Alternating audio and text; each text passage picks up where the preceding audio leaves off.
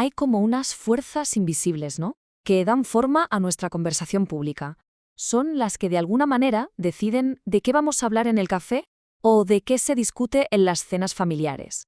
En los próximos minutos vamos a poner el foco sobre una de las más poderosas de todas. A ver, seguro que esta situación os suena. Un día, un tema ni existe, y a la semana siguiente de repente parece que es lo único que importa. Está en las noticias, en las redes, en boca de todo el mundo. Es como si alguien hubiera pulsado un interruptor. Pues mira, va a ser que no es casualidad. Para nada. Detrás de este fenómeno hay un mecanismo que está pero que muy estudiado.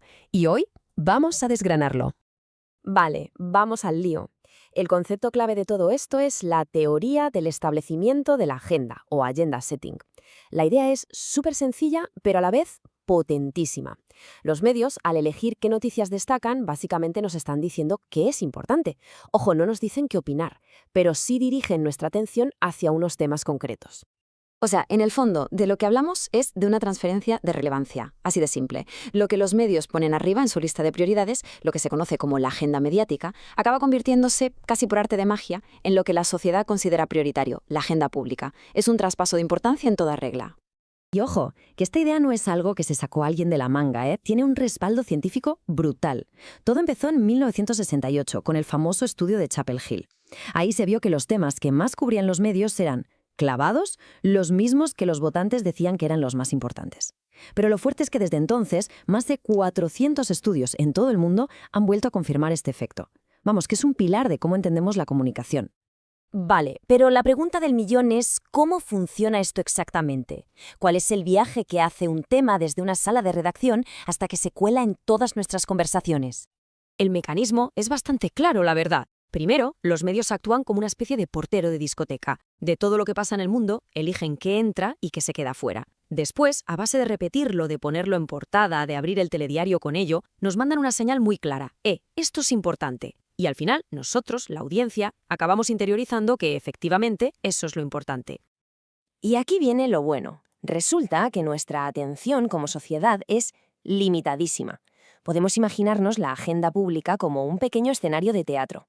No caben todos los problemas del mundo a la vez. Así que hay una competencia feroz, una batalla campal entre los temas para ver cuál consigue uno de los poquísimos huecos bajo los focos. Es que, de hecho, el número es increíblemente bajo. Cogeos fuerte.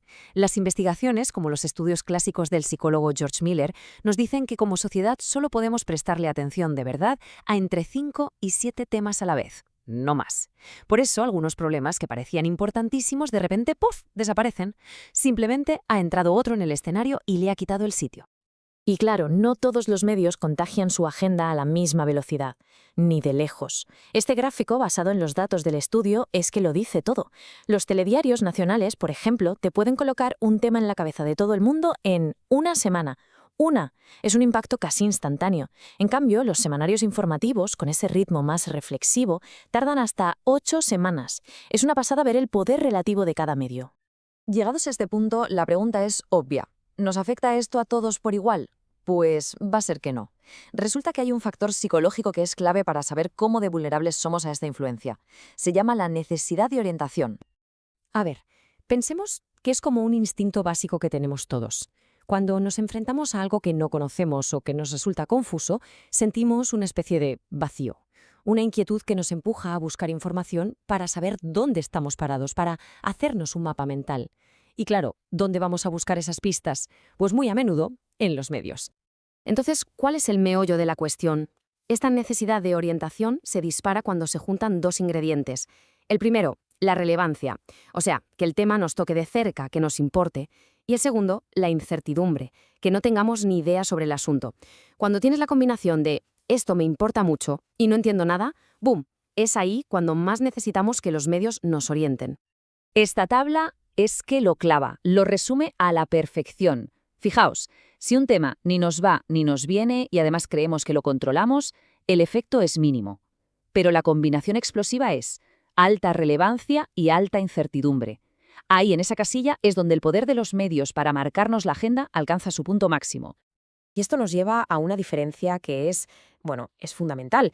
No es lo mismo hablar de temas que vivimos en nuestro día a día que de temas lejanos. Con la inflación o el paro, tenemos nuestra propia experiencia para comparar. Vas al súper y ves los precios, ¿no? Pero con una crisis diplomática en la otra punta del mundo o con el debate del déficit público, ahí dependemos casi al 100% de lo que nos cuentan los medios. Su poder en esos temas es sencillamente casi absoluto. Vale, después de todo este análisis, la pregunta es, ¿estamos vendidos? ¿Podemos hacer algo al respecto? Pues claro que sí. Entender todo esto es, de hecho, el primer paso para dejar de ser un consumidor pasivo y empezar a ser uno consciente y crítico. Venga, vamos a repasar súper rápido las ideas clave. 1. Los medios dirigen nuestra atención, nos dicen sobre qué tenemos que pensar.